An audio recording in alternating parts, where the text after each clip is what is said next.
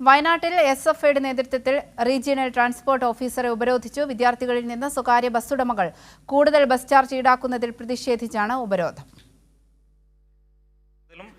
നമുക്ക് KSRTC ഇല്ലാത്ത റൂട്ടുകളിലാണ് കൂടുതൽ പൈസ മേടിക്കുന്നത്. കൽപ്പറ്റ ടു പടിഞ്ഞാറത്തറ മാനന്തവാടി റൂട്ടിൽ KSRTC എണ്ണം കുറവാണ്. പക്ഷേ ഏറ്റവും കൂടുതൽ ചാർജ് മേടിക്കുന്ന അവിടെയാണ്. ടിക്കറ്റ് പോലും കൊടുക്കുന്നില്ല എന്നുള്ളതാണ്. അപ്പോൾ ടിക്കറ്റ് 8 രൂപ മേടിക്കുന്നവരുണ്ട്, മിനിമം ചാർജ് 5 രൂപ മേടിക്കുന്നവരുണ്ട്. ഒരു കേന്ദ്രീകരിച്ചൊരു പൈസ കുട്ടികളുടെ അടുത്ത് നിന്ന് മേടിക്കുന്നില്ല എന്നുള്ളതാണ് പ്രശ്നം.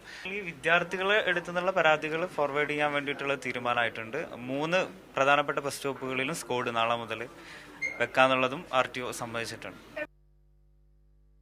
ജോഷില കൂടി ചേരുന്നുണ്ട്.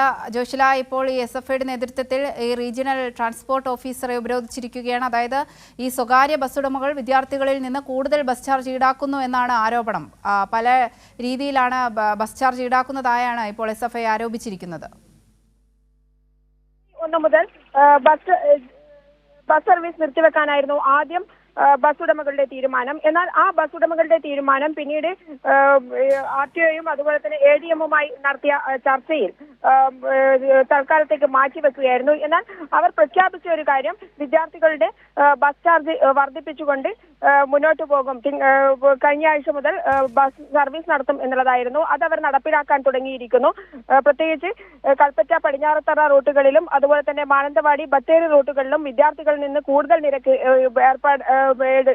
ഈടാക്കാൻ വേണ്ടി തുടങ്ങിയിരിക്കുന്നു. അന്ന് തന്നെ SFI സമരരംഗത്തേക്ക് ഇറങ്ങിയതാണ്. തൽക്കാലത്തേക്ക് അത്തരത്തിൽ ബസ് ചാർജ് വർദ്ധിപ്പിച്ച ബസ് ചാർജ് കൊടുക്കേണ്ടതില്ല, അല്ലെങ്കിൽ